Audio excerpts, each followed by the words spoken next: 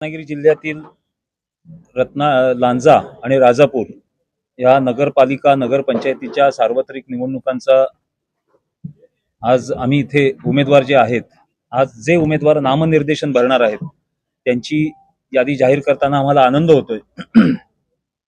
महाराष्ट्र राज्याचे मुख्यमंत्री देवेंद्रजी फडणवीस साहेब, उपमुख्यमंत्री आणि आमचे शिवसेनेचे नेते एकनाथजी शिंदे साहेब, तसेच राष्ट्रवादीचे उपमुख्यमंत्री माननीय अजितदादा पवार यांच्या आदेशानुसार आम्ही ही नामनिर्देशन करणारे आज जे सदस्य आहेत त्यांची यादी जाहीर करतोय।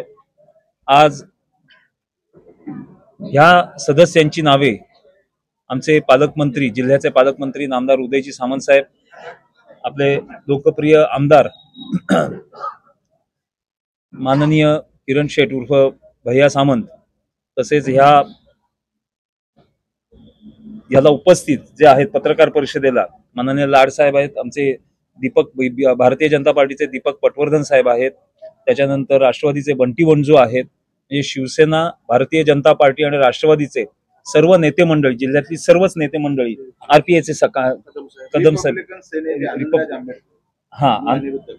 अनिरुद्ध कांबळे, आनंदराज आंबेडकर संघटनेचे आरपीआयचे रिपब्लिकन सेना, तर हे सुद्धा उपस्थित आहेत।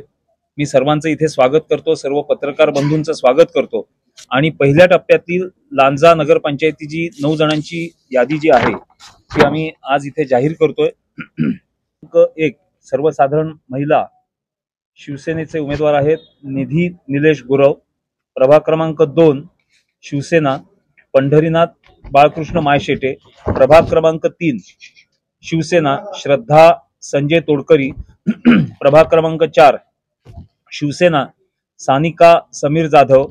प्रभाग क्रमांक 6 योगेश गोपीनाथ कावतकर। प्रभाग क्रमांक 10 भारतीय जनता पार्टीचे आहेत श्री सौ प्रणाली गुरुप्रसाद तेली। त्याच्यानंतर प्रभाग क्रमांक 13 शिवसेना साक्षी किशोर मानकर। प्रभाग क्रमांक 14 शिवसेना वैभव यशवंत जोईत। प्रभाग क्रमांक 17 शिवसेना सौ शिवन्या शैलेश काळे। अशी 9 उमेदवारांची आम्ही यादी इथे जाहीर केलेली आहे। उरलेले 7 उमेदवार आणि नगराध्यक्ष पदाचे ज्या सर्वसाधारण महिला ज्या उमेदवार आहेत त्यांची यादी आम्ही पुढील टप्प्यात जाहीर करू।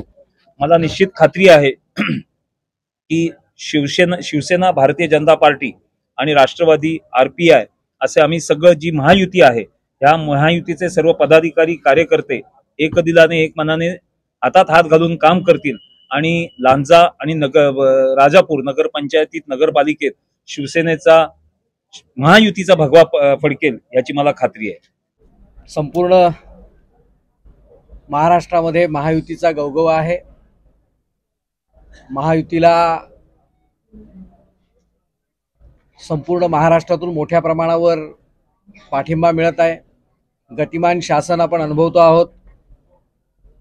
पालकमंत्र्यांच्या माध्यमातून या जिल्ह्यामध्येही अनेक विकास कामं अग्रेसर होत आहेत आणि या सर्व पार्श्वभूमीवर ही महायुती स्थानिक स्वराज्य संस्थांच्या निवडणुकांमध्येही मोठ्या प्रमाणावर यश संपादन करेल असा विश्वास कार्यकर्त्यांचा मागोवा घेता आम्हाला वाटतो।